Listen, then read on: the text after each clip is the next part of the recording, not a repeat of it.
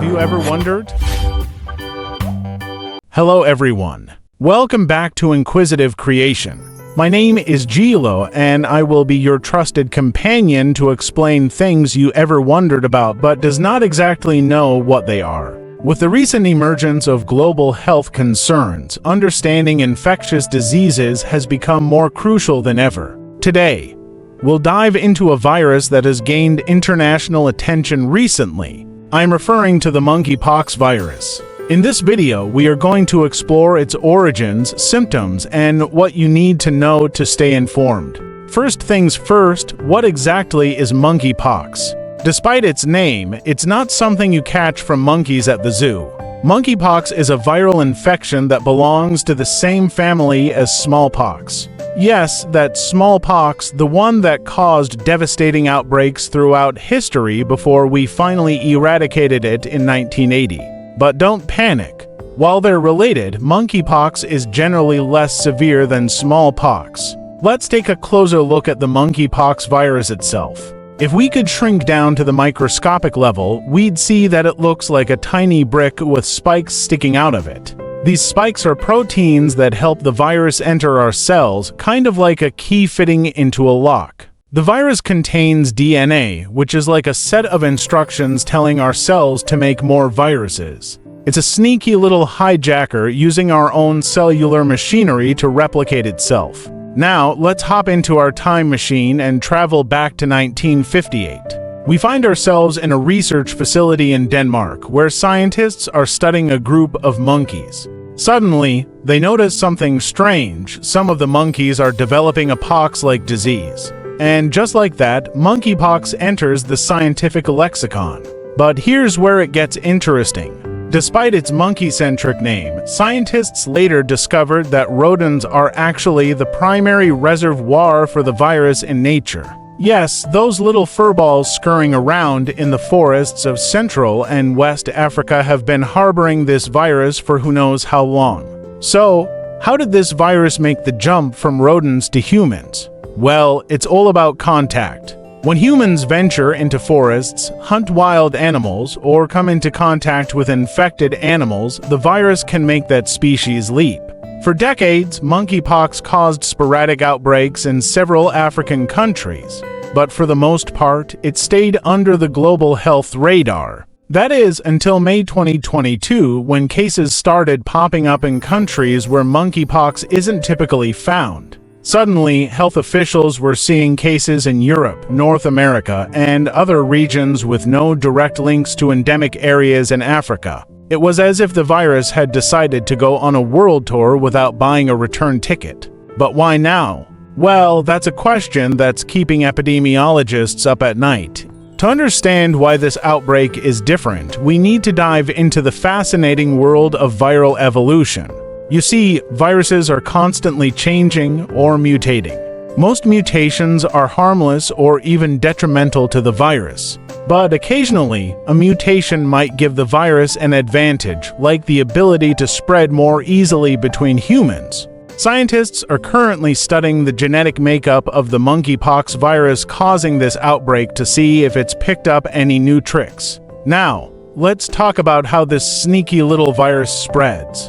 Monkeypox primarily transmits through close, prolonged contact with an infected person, animal, or contaminated materials.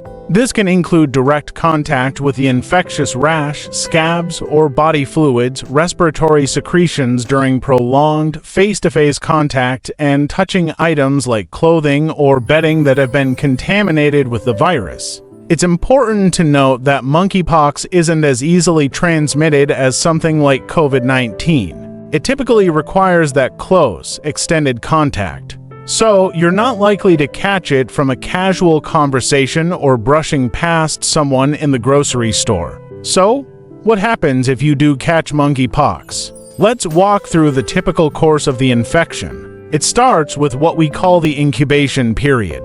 This is the time between when you're infected and when you start showing symptoms.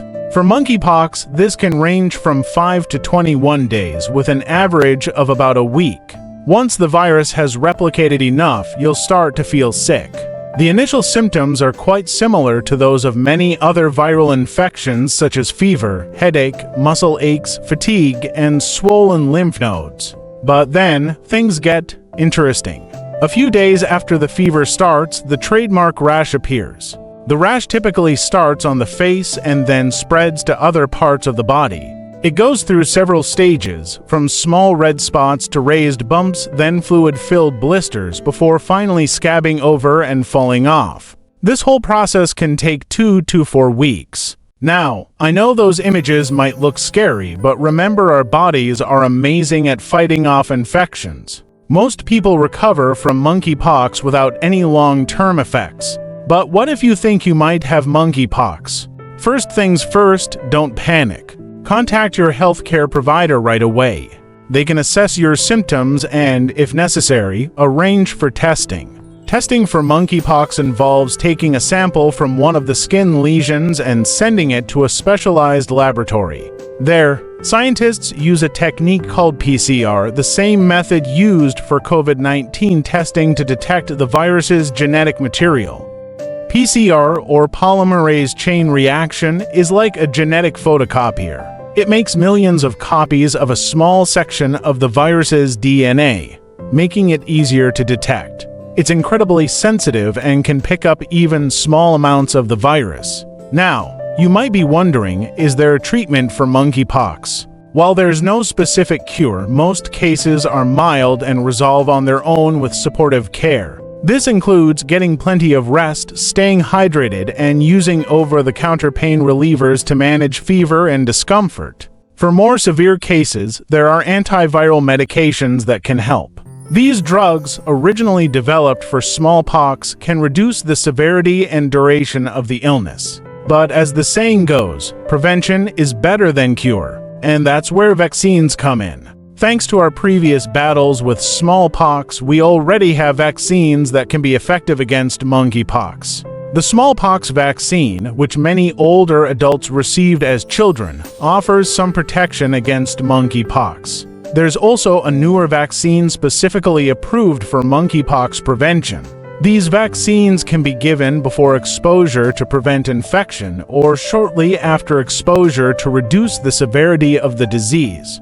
So, with all this in mind, you might be wondering, is monkeypox the next pandemic? Well, while monkeypox is certainly concerning, it's not COVID-19. Monkeypox doesn't spread as easily as COVID-19, and we already have tools to fight it, including vaccines and treatments. Plus, our experience with COVID-19 has left us better prepared to respond to disease outbreaks. Health officials around the world are taking this outbreak seriously.